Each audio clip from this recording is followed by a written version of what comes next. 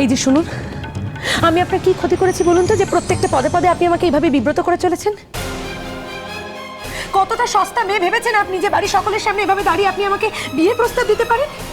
আপনি নেহাতে বাড়ির আত্মীয়, তার জন্য আমি আপনাকে কিছু বলছি না, হলে আপনাকে যে আমি কি করতাম আপনি ভাবতেও পারছেন না। নিজেকে জিজ্ঞেস করুন,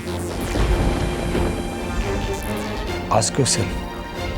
হ্যাঁ, আমি যেটা বলেছি সেটা আমার মনের কথা, হয়তো তোমার মনের কথা না বুঝেই বলেছি। মিথ্যে কথা বলছেন আপনি। You are a liar, complete liar. আপনার তো সেই কোনো চরিত্রহীন ঠিক নেই আমি দেখতে পাচ্ছি। বাইরে থেকে দুদিনের জন্য এলেন আমাদের বাড়িতে আশ্রয়ের জন্য, আর বাড়িতে এসেই কিনা এবারের একটা বউকে কুদৃষ্টি দিয়ে দেখছেন, সকলের সামনে এভাবে অপমান করছেন। লজ্জা করে না আপনার? মুখখানে এভাবে পড়ালি সমাজ, তুই আমার বাপের বাড়ির মুখ, কথা কেন যদি জানাজানি হয়ে যায়, আমার মুখখানে কোথায় থাকবে বল দেখিনি?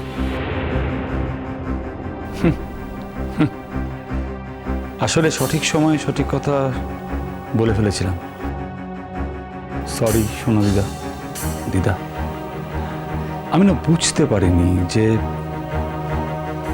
ভূমির মনে এক, মুখে আরেক। বুঝতে পারিনি। আমি ক্ষমা চাইছি। ইনফ্যাক্ট শনিবার না, আমি কালই চলে যাব। হ্যাঁ যান, আপনি তাই যান। আপনার মতো মানুষকে তো এ বাড়িতে আশ্রয় দেওয়াটা আমাদের সব থেকে বড় অন্যায় হয়েছে। কি ধরনের মানুষ আপনি? কতটা স্বার্থপর আপনি যে নিজের স্বার্থের জন্য অন্য একটা মানুষকে এভাবে বিপদে ফেলে দিতে আপনি একবারের জন্য ভাবেন না? আপনার দ্বিধা হয় না এতটুকু? এই আপনার শিক্ষা? হ্যাঁ, এই আপনার শিক্ষা, এই আপনার সভ্যতা, এই আপনি লেখাপড়া শিখেছেন, এই আপনি চাকরি করেন? ছি, অমন চাকরির মুখে আমরা থুতু ফেলি। ছি। তোরা কিনে আমার ধারা বিদ্যা কথা বলছিস কেন ছেলেটাকে? হ্যাঁ, আমার ধারা বিদ্যা কথা বলছিস কেন? বিয়ে করবি নি আমার ধারা বিদ্যা কথা বলছিস কেন? হ্যাঁ, নাতি ঝাঁটা খেয়ে শ্বশুর বাড়িতে পড়ে আছে, কাজ না করলে কেউ মুখে থেকে ফিরেও দেখবে না, সে কথা একদম মাথায় নেই। হ্যাঁ, ও কি করেছিল, কি করেছে? হ্যাঁ, তোকে চুকে রাখতে চেয়েছে, এই তো অপরাধ। অসভ্য মেয়ে মানুষ কোথাকার। এই যে ভালো মানুষের ছেলে, তুমি জানোনি কাকে কি বলতে হয়? এই মেয়ে ছেলেকে তুমি চিনোনি? হ্যাঁ, এই মেয়ে ছেলের পেটে খিদে আর মুখে লাজ। আমাদের বাড়িতে এই দুই শয়তান বুড়ি আছে, মহাপঞ্চায়েত। আমার সোনামা তেমন ছিল নি, আমার সোনামা তেমন ছিল নি। আমার মাটা না সোনামাটাকে খারাপ করে দিয়েছে। এই সোনামা, তুমি তো সারা জীবন অনেক কষ্ট পেয়েছো গো। হ্যাঁ, তোমার স্বামী ছিল নি বলে কষ্ট পাওনি গো। এখন শেষ বয়সে তোমার স্বামী এসেছে, তোমার তো অনেক সুখ হয়েছে, সুখ করছো। তোমার একবারও মনে হলো নি না আমাদের এই বাঁকামুখিটা সারা জীবন সাদা শাড়ি পরে নিরামিষ খেয়ে কি করে কাটাবে? একবারও মনে হলো নি না নিজেদের কষ্টটাই কষ্ট, আর অন্য কারোর কষ্টটা কষ্ট নয়, তাই না? হ্যাঁ, ভালো জিনিস শিখলে বাবু, ভালো জিনিস শিখলে। তোর কপালে অনেক খড় আছে। হ্যাঁ, সাদা লোককে পায়ে ঠেলছিস, তুই যোগ্যী, তোর থেকে অনেক ভালো মেয়েও পাবে, বুঝাও? তোমার অনেকক্ষণ ধরে ভুলভাল বকে চলেছো। ভূমি, আমি তোমাকে একটা কথা বলতে চাই। না সম্রাট, আমাদের ঘরের বউকে আর তুমি কোনো কথা বলার চেষ্টা করো না। আমার মনে হয়েছিল ভূমির এ বাড়িতে বাড়ির বউ ছাড়াও একটা আলাদা অস্তিত্ব রয়েছে। যাই হোক, যখন কথাটা বলতে চেয়েছি তখন তো বলতেই হবে। আমার মনে হয় আমি কোনো ভুল করিনি, এবং তার জন্য আমি অনুতপ্ত নই। আমি জানি আমি কোনো ভুল করিনি, আমি একদম অনুতপ্ত নই যা বলেছি, এটা আমার বিশ্বাস। হ্যাঁ, হয়তো সঠিক সময় বলিনি, হয়তো সবার সামনে সবার প্রেজেন্সে তুমি কথা শুনতে চাওনি, কিন্তু আমি এরকমই। আমি চিরটা কাল এরকমভাবেই স্বচ্ছ থাকতে চেয়েছি সকলের সামনে। কি যেন জীবন না থেমে থাকে না, মানুষের জীবন এভাবেই চলে। হয়তো তোমার বিশ্বাসের সঙ্গে আমার বিশ্বাস নাও মিলতে পারে, আর মিলতেও পারে। আমি একটু বুঝিয়ে বলছি, হয়তো তুমি শ্বশুর বাড়ির কথা ভেবে, নিজের ইমেজের কথা ভেবে বা লজ্জায় আমাকে এভাবে অস্বীকার করলে, এভাবে অপমানিত করলে।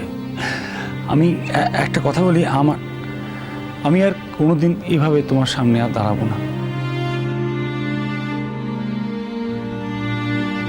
আমার দিক দিয়ে যা করার ছিল সেটা আমি করেছি, এবার বাকিটা তোমার। আমি হয়তো আর কোনোদিন তোমার সামনে এসে দাঁড়াবো না, তবে আমার দরজা তোমার জন্য চিরকাল খোলা থাকবে। যদি মনে করো আমার বাচ্চাদের দেখার জন্য শুধু আমার কাছে আসবে, আমার বাড়িতে আসবে, তাহলে প্লিজ ডোন্ট ডু ইট। এসো না, ওদেরকে বুঝতে দাও, ওরা মানসিকভাবে প্রস্তুতি নিক। দিদা, সোনা দিদা, আমি রিয়েলি ভেরি সরি, আমি তোমাদের বিব্রত করতে চাইনি। আসলে একটা কথা কিন্তু না বলে পারছি না, তোমাদের চোখে এই অবধ মেয়েটা যেটা বুঝতে পারে তোমরা কিন্তু বোঝো না, অ্যাটলিস্ট বুঝতে চাও না।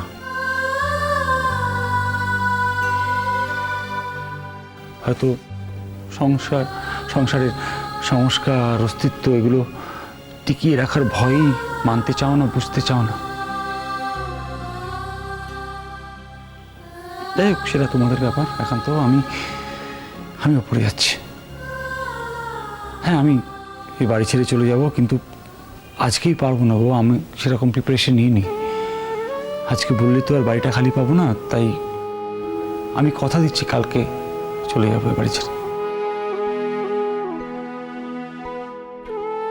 তোমাদের আর কোনো চিন্তা করতে হবে না, আর কখনো তোমাদের বাড়িতে নতুন করে ঢুকবো না। ঠিক হয়েছে, ঠিক হয়েছে, ঠিক হয়েছে। দিয়েছে একদম মুখে ঝামা ঘষে দিয়েছে, যেমন অপমান করেছিলি দিয়েছে মুখে একদম ঝামা ঘষে। ঠিক হয়েছে। সাদা লোককে পায়ে ঠেলছে তো, দেখো না ভবিষ্যৎটা কি হয়। দেখো দেখো দেখো, হ্যাঁ, ওই ওই ওই ওই ছেলের পাতে গিয়ে না তোমাকে এমন এমন এমন এমন করে পড়তে হবে, এই বলে দিলুম। হ্যাঁ, রাঙা পিসি, তুমি থামবে? আই আমি থামবো কিনা? আমাকে থামতে বলছে। আমি থামলে কি হবে? অন্যায়টা তুই করেছিস। হ্যাঁ, অন্যায়টা তুই করেছিস। একদিন তো খুব ঠক ঠক ঠক ঠক করে ওর কাছে যাচ্ছিলি, ওর জন্য তোমার চোখ একদম উঠলে পড়ছিল। হ্যাঁ, আর যেই ছেলেটা ছাওল মনে তোমাকে বিয়ে করতে চাইলো, অমনি তোমার ছতিরটা একদম উপচে পড়ছে না? হ্যাঁ, যত রাজ্যের বদমাইছি, যেমন শয়তানি করছো না, তেমনি নাতি ঝাঁটা দেখবে কপালে কেমন জুটবে, তেমনি নাতি ঝাঁটা কপালে কেমন জুটবে। তোমার কপালেটা মন লেখা আছে, মন। হ্যাঁ,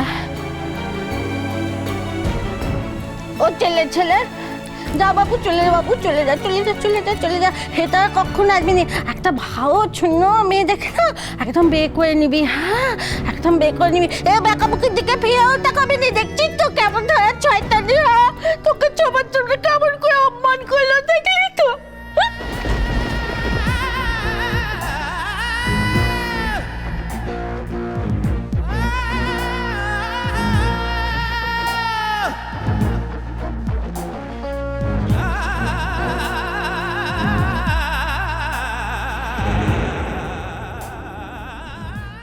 আমাদের মাম্মা নেই।